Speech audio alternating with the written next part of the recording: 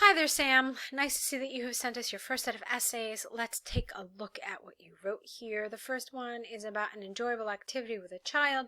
Let's see what you said. The essay of what activities parents should do with the children has long been of great concern. While there are those who prefer reading as a way to enhance children's literacy, some scholars argue that more time should be spent on other interesting activities for the pursuit of better skill set required in modern society. How about for the pursuit of a better skill set required in modern society? I strongly advocate the latter. You didn't need an apostrophe S here. The latter view. And this essay will use computer games and sports as examples to demonstrate points and support arguments. Okay, this is a lovely introduction. You've done a lot of things here that are really effective. Okay, like this expression here, it has long been of great concern. Those who prefer, this is all really nice. Let's say, your use of the latter, even though this was incorrect, I thought it was a strong introduction. It presents definitely, it creates a good impression. You just have to work on some of those little errors, and that's pretty much it. Other than that, I thought it was very nice. It was very strong. So, firstly, it is often heard that playing on electronic game consoles is harmful for children. Now, it has to be children, not kids, because kids is considered very informal, and you don't want to use informal language in IELTS essays. It should all be academic and rather formal. So, it's harmful for children, but this may not be the case. This is because when playing on consoles, players need to make decisions in numerous settings to overcome you wrote hindrance. I'm thinking maybe obstacles is a better word here. And to achieve the desired outcome. Okay, what's the skill they're gaining here? For example, in a game called SimCity, teenagers have the chance to build a city under various constraints, and they need to be imaginative enough to solve various types of problems, such as fundraising and the public transportation system construction.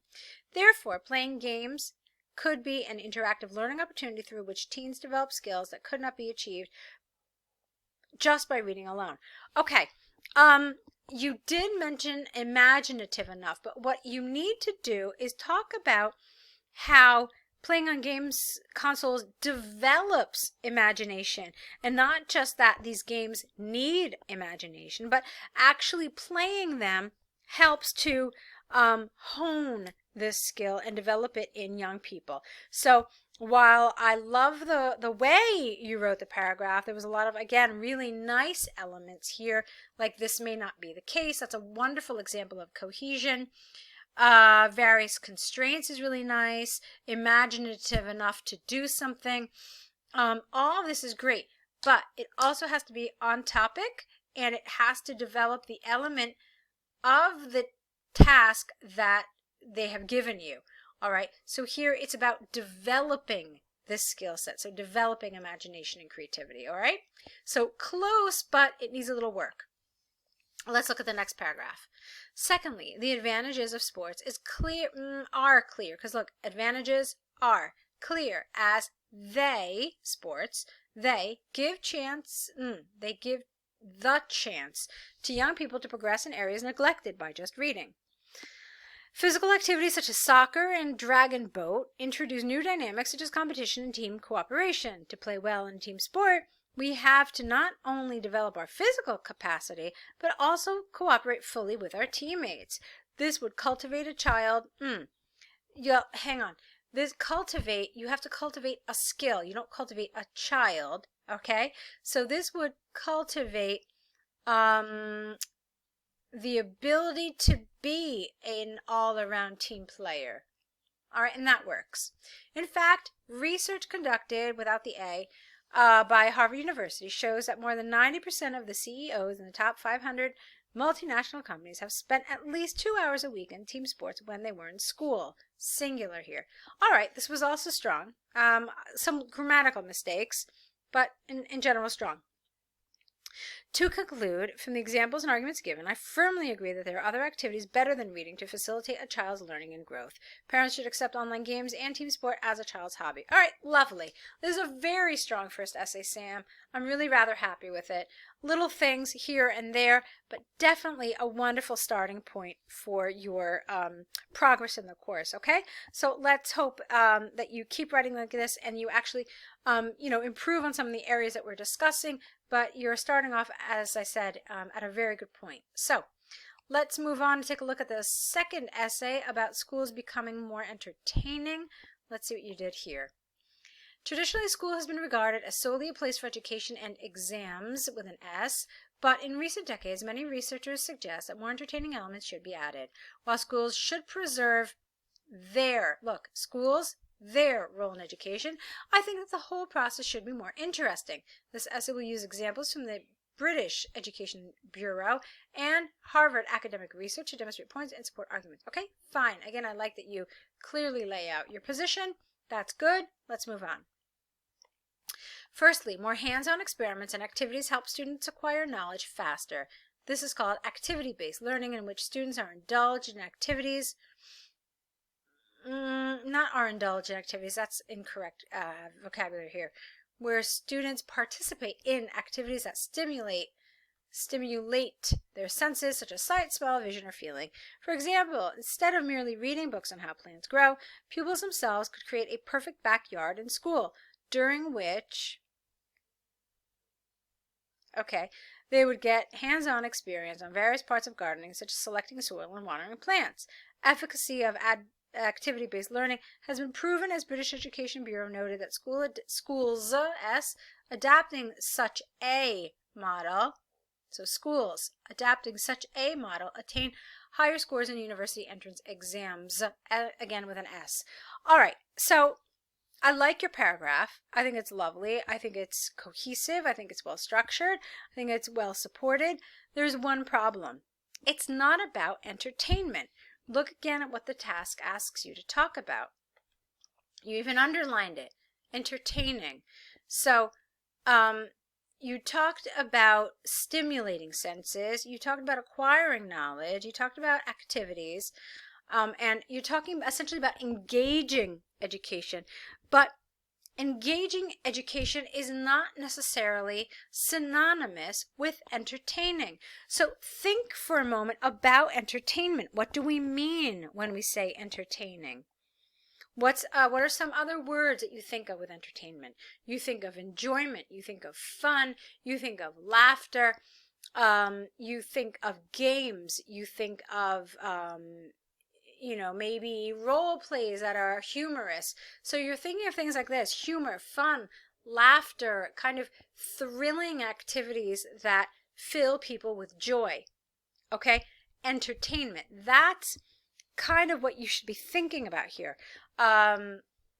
So remember, the essay is not about how to make schools more interesting or how to make schools more maybe follow newer methodologies, but very specifically entertaining. And so that's what your focus needs to be. Okay, let's look at the rest of the essay. Secondly, an entertaining school environment prevents, make sure you have an S here, teenagers from making bad friends in the outside world. I'm never really a big fan of the word bad. There are several words that I really prefer not to see in IELTS. Those words are good, bad, nice, big, small. There's so many other descriptive words that are really more appropriate in this setting. And I'm sure you know a ton of them, so take advantage of that opportunity and use them, okay? So how about an entertaining school environment prevents teenagers from making, how about poor friend choices, okay? Even that's an expression you could have used, but use something other than bad, all right?